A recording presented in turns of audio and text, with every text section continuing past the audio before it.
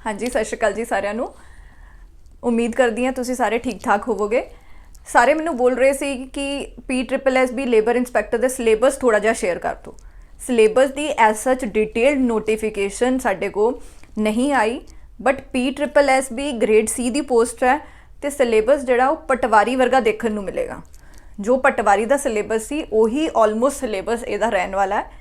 किहड़े-किहड़े topics हो सकते हैं उहदे विच, किहड़े-किहड़े सबजैक्ट्स हो सकते हैं, ये देखो। सब तो पहला क्वांट जो कि एप्टीट्यूड असी कवर कर ही रहे हैं। Aptitude they which time and work, profit loss, percentage, average, edges, ये सारे टॉपिक्स क्वांटिटेटिव एप्टीट्यूड, ठीक है। दैन लॉजिकल रीजनिंग होएगी, उहदे वर्बल नॉन वर्बल दोनों तरह की रीजनिंग हो सकती है। Cubes, dice, clock, calendar, blood relation, coding decoding, जो भी मेन टॉपिक्स रीजनिंग के होंगे है। रीजनिंग सैक्शन होएगा। दैन साडे को कंप्यूटर बेसिक जिहा कंप्यूटर का लैवल होएगा। सो कंप्यूटर होएगा। दैन साडे को जीके ते जीएस काफ़ी वास्ट है, पता ही होएगा।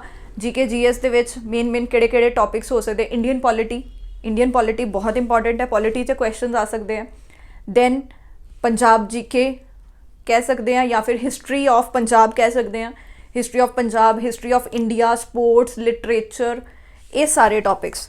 करंट अफेयर्स हुण तो ही करने शुरू कर दो, क्योंकि करंट अफेयर्स जिहड़े है वो 6 महीने के करंट अफेयर्स असीं पढ़ के जाने होंदे हैं, ठीक है। रीसेंट 6 महीने के करंट अफेयर्स आपां पढ़ के जाने हैं, ठीक है। साइंस एंड टैक्नोलॉजी भी सैक्शन सिलेबस से लिखा होंदा है। साइंस एंड टैक्नोलॉजी वो जनरली करंट अफेयर्स के नाल ही रिलेटेड पूछा जाता है, ठीक है, तो वो भी पढ़ना है। दैन इंग्लिश का section, English the which subject verb agreement, tenses, idioms, phrases, reading passages, कुछ भी आ सकता है इंग्लिश दे विच, ठीक है। दैन पंजाब जीके बहुत इंपॉर्टेंट है। पंजाब जीके चो तो बहुत सारे क्वेश्चंस बन सकते हैं, ठीक है। पंजाब जीके अच्छी तरह पढ़ के जानी है। अपने गुरुओं बारे अच्छे तरीके ना पढ़ना है। पंजाब की जियोग्राफी अच्छे तरीके ना पढ़नी है, ठीक है। ये सारा पंजाब जीके का पोर्शन भी बहुत ध्यान नाल करना है। दैन अपने को आ जाती पंजाबी ग्रामर, पंजाबी व्याकरण जिन्हों असीं कहने हैं, ठीक है। पंजाबी व्याकरण जिन्नी तुसीं 10वीं तक पढ़ी है वो इनफ है।